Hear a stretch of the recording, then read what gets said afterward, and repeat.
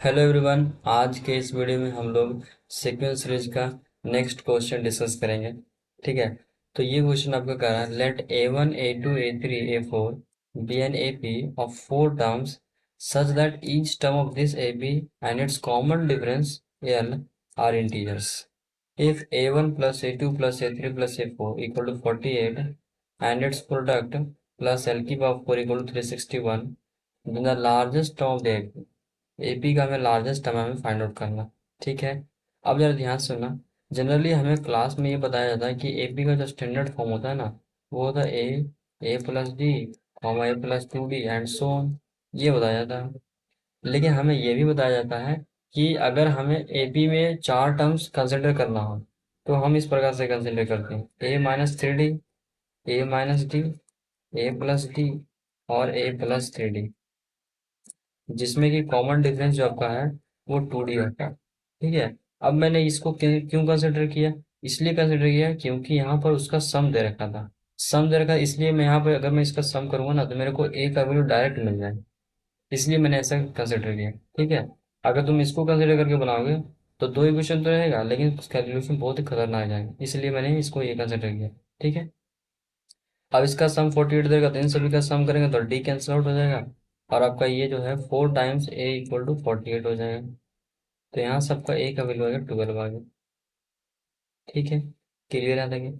अब उसने एक इन्फॉर्मेशन और दिया है क्या, इन सब का प्रोडक्ट दे रखा है प्लस एल की ऑफ फोर इक्वल टू 361 दे रखा है। तो इन सबका प्रोडक्ट क्या होगा, A minus D, A plus D, A plus three D plus L की पावर फोर इक्वल टू 364। हाँ ध्यान रखना, यहाँ पर जो कॉमन डिफरेंस क्वेश्चन में एल लिया है, मैंने यहाँ टू डी लिया था, ये बेसिकली आपका एल है। ठीक है। तो ये टर्म और ये टर्म हो जाएगा A square minus 9 D square, और ये दोनों हो जाएगा A square minus D square, और एल की जगह पर लिख सकता हूँ टू डी, तो टू डी की पावर फोर मतलब 16 डी की पावर फोर इक्वल टू 361।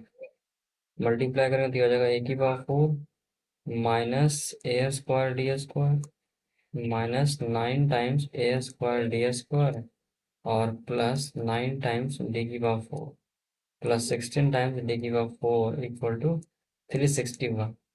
ठीक है। तो ये आपका हो गया 25 डी की power four minus 10 a square D square plus a की power four equal to 361। Clear रहता है क्या? ये बात समझ में आ गई, बहुत सारे समझ में होता है। अब यहाँ पर ध्यान से रखना कि यहाँ पर ये बेसिकली परफेक्ट स्क्वायर टाइप का बन रहा है नहीं।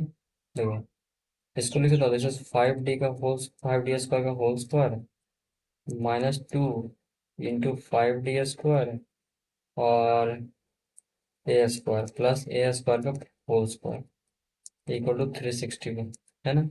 ये तो परफेक्ट स्क्वायर बन गया।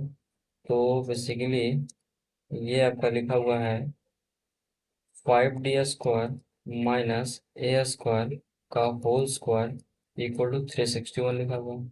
और ये 361 बेसिकली 19 का स्क्वायर लिखा हुआ है ना। तो 5 D square minus A square equal to plus minus 19 आ जाएगा। अब इनमें प्लस होगा कि माइनस होगा चेक करना पड़ेगा। तो 5 D square minus A square equal to 19, 5 D square minus A square equal to minus 19। तो 5 D square equal to 19 plus A क्या है 12, तो 12 का स्क्वायर 144।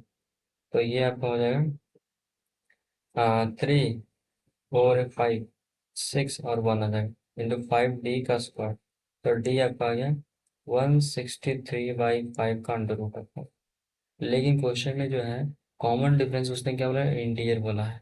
तो ये तो भाई इंटीजर आ ही नहीं रहा, इसका मतलब ये रिजेक्टेड हो गई। ठीक है। और अगर मैं यहाँ देखता हूँ तो ये हो जाएगा -19 प्लस 144। तो डी स्क्वायर का वैल्यू आ गया कितना, 125/5। तो डी स्क्वायर आ गया 25, तो डी का वैल्यू आपका आ गया +-5 आपका। अब प्लस हुआ कि माइनस हुआ चेक कर लेते हैं यहाँ पर। अब देखो, यहाँ पर डी अगर 5 हुआ तो डी 5 हुआ तो सबसे बड़ा टर्म आपका ये आएगा, क्योंकि बीच में प्लस है इसलिए। तो ए प्लस थ्री डी क्या होगा, ए आपका 12 में प्लस 3 टाइम्स और 5 आपका आ गया, तो ये आ गया 15 12 27 आ गया।